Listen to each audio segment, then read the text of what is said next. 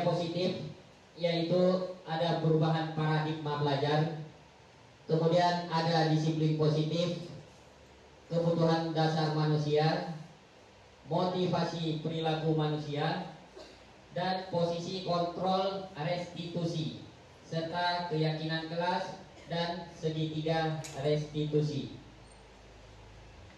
Pembelajaran paradigma baru. Pembelajaran dengan paradigma baru dirancang berdasarkan prinsip pembelajaran yang berdiferensiasi, sehingga setiap peserta didik belajar sesuai dengan kebutuhan dasar dari tahap perkembangannya untuk mewujudkan profil pelajar Pancasila. Kemudian disiplin positif. Makna disiplin positif dalam budaya kita menjadi suatu yang dilakukan seseorang pada orang lain untuk mendapatkan kepatuhan. Kita cenderung menggunakan kata disiplin dengan ketidaknyamanan. Betul tidak? Disiplin itu buat kita nyaman atau tidak nyaman? Kurang nyaman. Kenapa kurang nyaman? Oke, sebagian karena harus datang tepat waktu. Baik. Sebagai pendidik, tujuan kita adalah menciptakan peserta didik yang memiliki disiplin diri, sehingga mereka bisa berperilaku dengan mengacu pada nilai-nilai kebajikan universal dan memiliki motivasi intrinsik bukan ekstrinsik. Nah,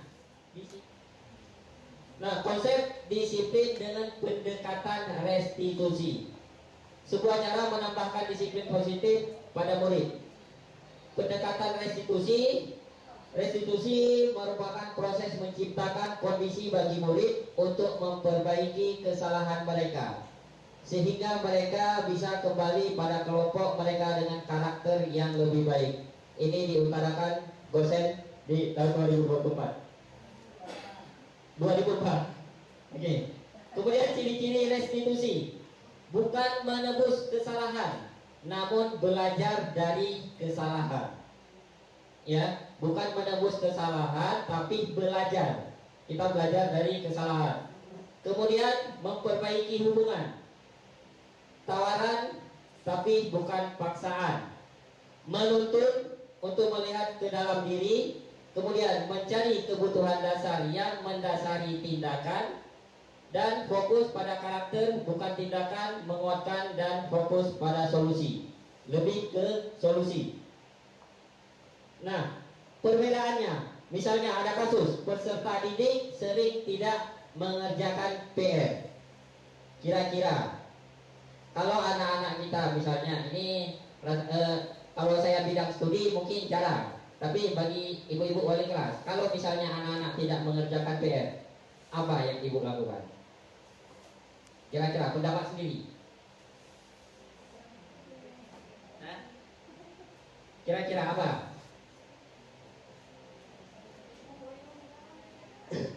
Oke, nanti akan terjawab. Oke, kemudian misalnya dengan hukuman guru menghukum murid tersebut, misalnya hormat bendera selama 2 jam kegiatan belajar mengajar.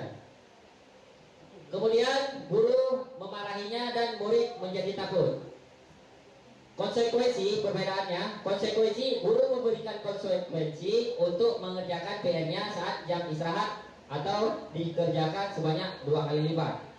Kemudian guru tegas dan murid menghormati perintah lanjut. Nanti akan kita lihat sampai di 5 posisi kontrol ini, sebenarnya posisi yang kita jalankan ini masuk yang mana. Oke. Nah, tadi ini kasus murid tidak memakai atribut lengkap saat upacara bendera. Ini sering terjadi di sekolah kita. Itu yang tadi saya pertanyakan. Nah, di sini kita sebagai apa? Sebagai penghukumkah atau sebagai teman, sebagai pembuat rasa bersalah tadi, atau manajer, ya?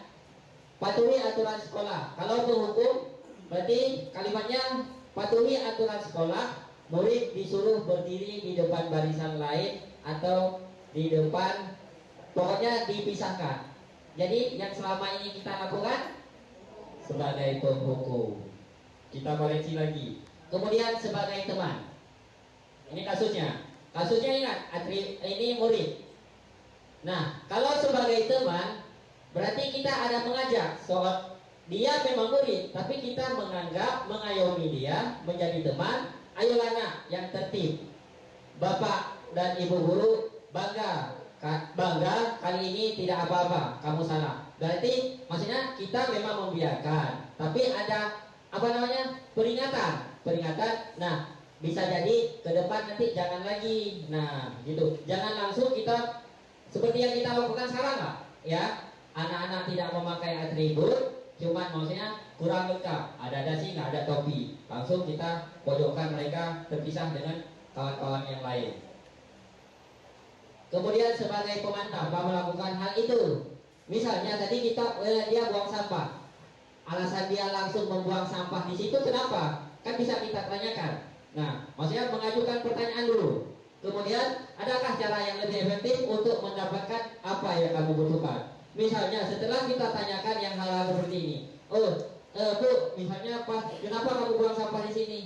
Tong sampahnya jauh, Bu, ataupun tong sampahnya jauh dari kelas kami, nggak kelihatan, nggak tahu di mana. Nah, berarti itu dia mempunyai cara yang lain. Berarti cara yang lain kita yang menerapkan bagaimana? Yang meletakkan misalnya di dekat, di depan kelas ada tong sampah satu, di dekat kantin yang sering orang jajan kita letakkan satu. Jadi dengan mudahnya orang ini udah tahu. Nah, itu cara efektifnya.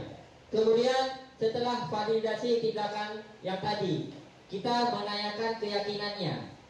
Itu memperbaiki nilai-nilai apa saja yang sudah kamu sepakati. Kembali ke kesepakatan atau peraturan sekolah atau peraturan kelas yang kita sepakati tadi.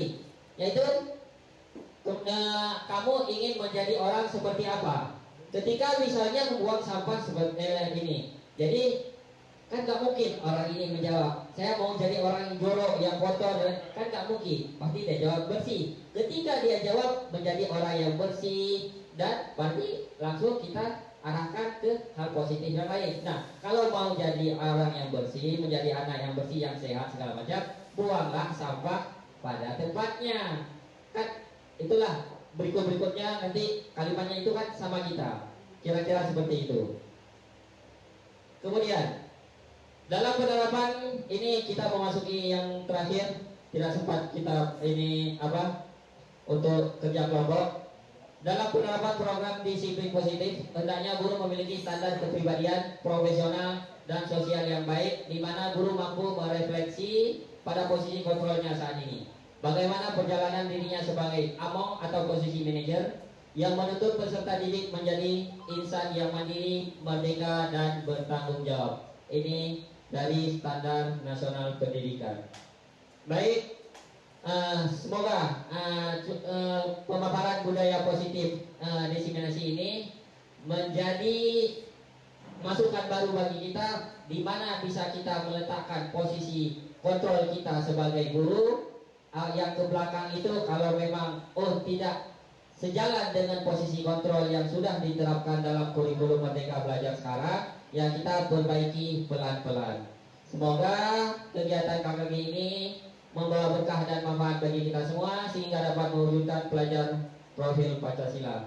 Salam Merdeka Belajar, salam guru penggerak. Terima kasih untuk Bapak Ibu guru hebat semua UPTD SD Negeri 5 Biren sudah mengikuti kegiatan diseminasi ini. Salam semangat terus berkolaborasi dan bekerja sama untuk sekolah kita bersama. Saya akhiri, wabillahi taufiq wal hidayah. Wassalamualaikum warahmatullahi wabarakatuh.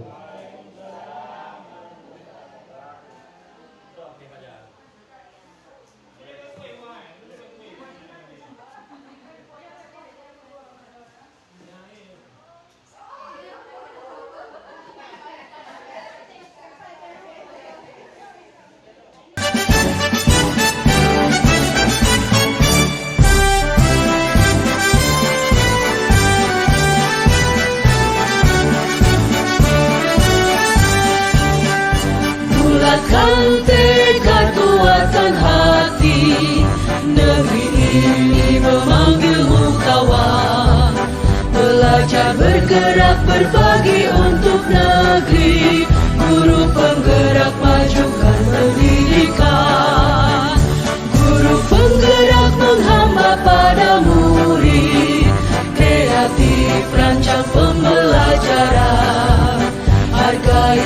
potensi, tingkatkan prestasi, lahirkan profil pelajar Pancasila.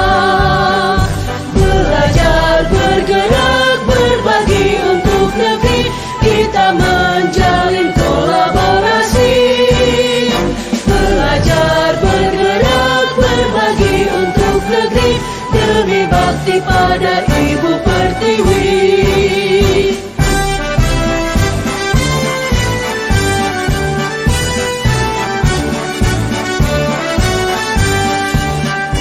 Bulatkan tekad, kuatkan hati, negeri ini memanggilmu kawan. Belajar, bergerak, berbagi untuk negeri, guru penggerak, majukan pendidikan. Guru penggerak menghamba pada murid, kreatif rancang pembelajaran. Hargai potensi, tingkatkan prestasi, lahirkan profil pelajar Pancasila. Belajar, bergerak, berbagi untuk negeri, kita menjalin kolaborasi. Belajar, bergerak, berbagi untuk negeri, demi bakti pada Ibu Pertiwi. Belajar, bergerak, berbagi untuk negeri, kita menjalin kolaborasi. Belajar, bergerak, berbagi untuk negeri, demi bakti pada Ibu Pertiwi. Demi bakti pada Ibu Pertiwi.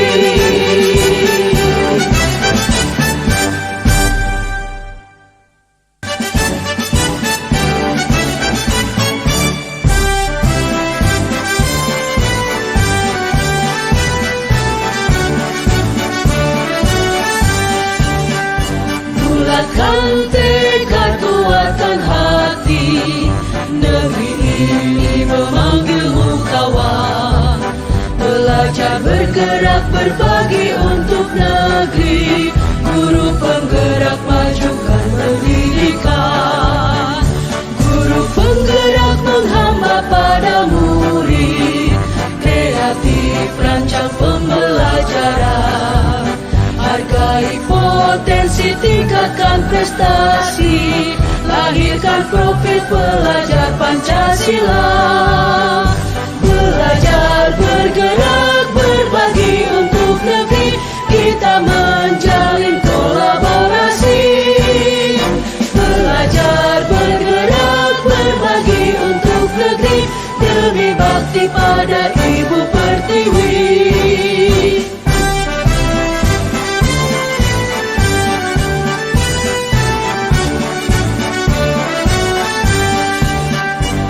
Bulatkan tekad, kuatkan hati, negeri ini memanggilmu kawan.